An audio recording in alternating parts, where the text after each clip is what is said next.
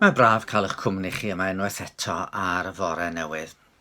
Ac mae'n siŵr mae etholiad y fori fydd yn denu bryd llawer iawn o bobl dros y dyddiau nesaf yma, am rhywbeth arall yr ydw i am sôn heddiw. Un o'r cyfresu teledu hynny sydd wedi dal dychymyg llaweroedd yn ddiweddar ydy honno ddoth i'w uchafbwynt nos ildiwetha, Line of Duty.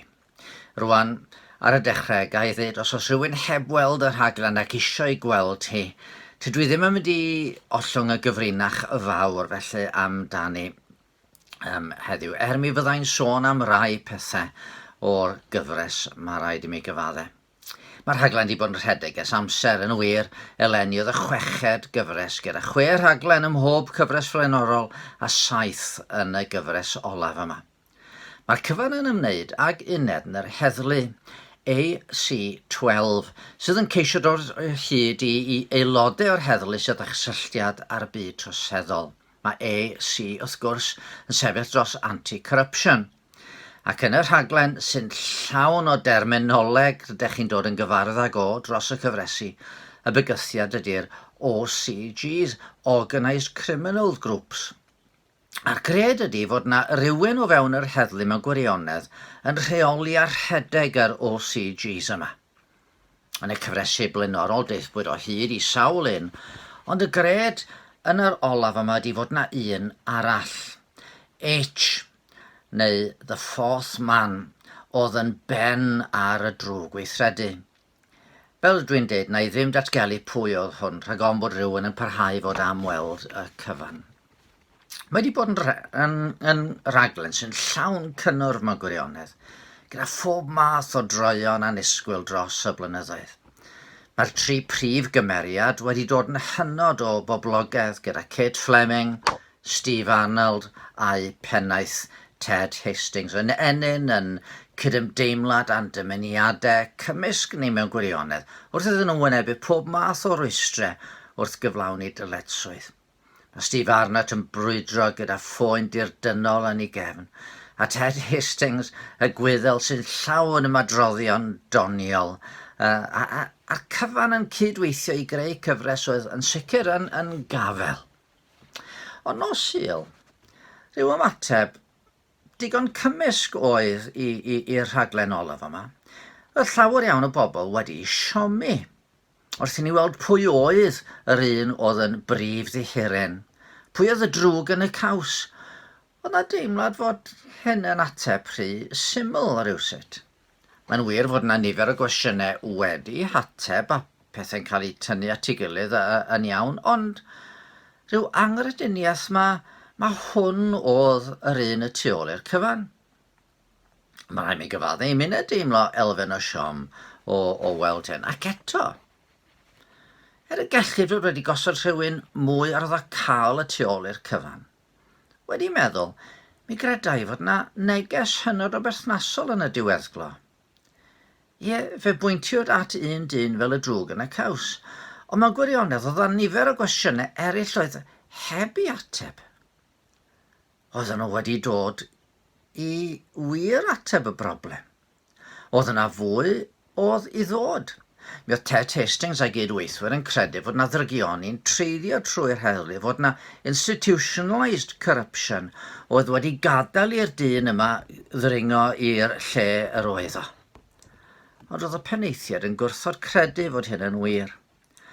Oedd yr awdurdodau am Gair uned i lawr a dod ar ymchwil i lygredd yn yr heddlu i ben. Iddyn nhw, un afal drwg oedd ne, a hwnnw bellach dan glo, oedd pawb arall yn siŵr o fod yn iawn. Ond hynny, oedden ni'n clywed fod y prif constable yn parhau i benodi gyfeillion i'r prif swyddi yn yr heddlu. Oedd yna bethau eraill oedd yn edrych yn ddigon amheus. Oedden nhw'n gwrthod wynebu'r posibilrwydd y galle'r gweithgaredd tor cyfres gael ei liwio gan un o'i plith ei hunain. A da ni'n gweld fod hyd yn oed Ted Hastings ei hun heb fedru cadw'n gwbl glir o gael ei demtio i dorri'r rheolau ac un achos difrifol iawn o hynny'n dod i'r golwg cyn y diwedd. A dyna chi ddarlun o'r ddynoliaeth. Does neb ohono ni yn gwbl lan. Dyn ni'n hawdd iawn, yn cael ein hawdd iawn i anwybyddu y ffaith digon amlwg fod na ddrwg yn ni gyd. Yn gwead ni gyd mae yna rhyw wendid, yr hyn mae'r diwynyddion yn ei alw'n bechod gwreiddiol. Ie, mae modd i ni gyd gwneud pethau arwrol ar adegau, fel y gwelson ni'n y gorau o'r cymeriadau yn line of duty. Ond rydyn ni gyd hefyd yn gyfrifol am bethau cywilyddus. Hynny yw, fydden ni ddim eisiau i bobl yn gyffredinol wybod am ddyfnder rhai o'n meddyliau cudd yn dymuniadau dirgel ni.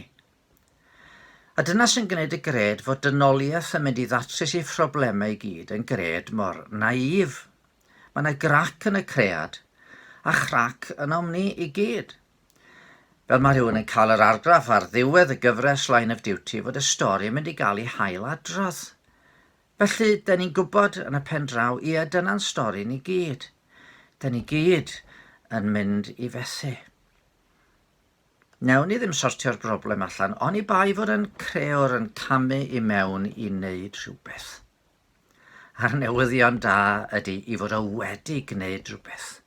Fe gamodd i mewn yn llythrenol un byd ni, mewn baban anwyd y Bethlehem, a dyfodd i fynd ymlaen i groes Calfaria a thrw'r bedd i'r atgyfodiad gogoneddus. A hynny mwyn yn glanhau ni o'n holl anwireddau.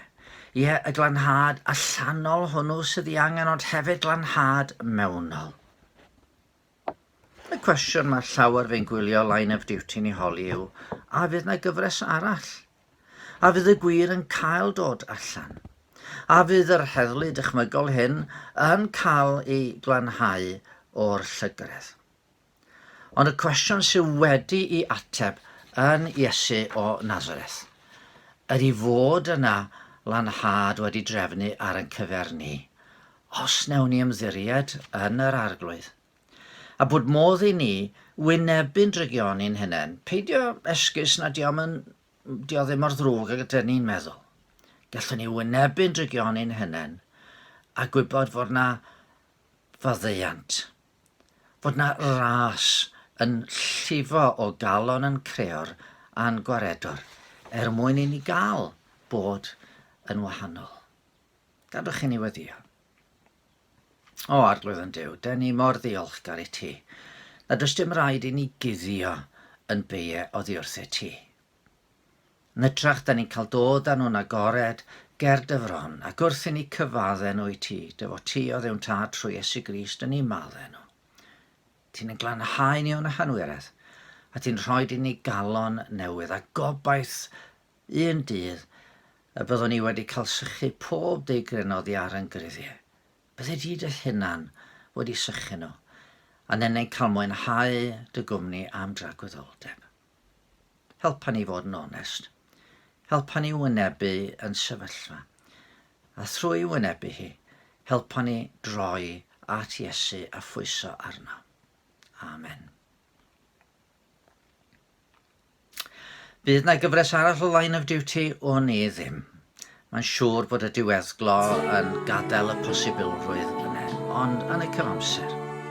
Cewch ofal a gewch dan fendith. Diolch am y groeso,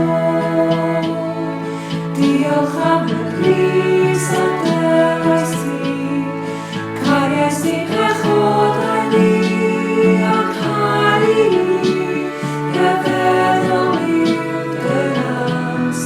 Diolch am dy gariad, diolch am dy ddwylo ni, am dy waith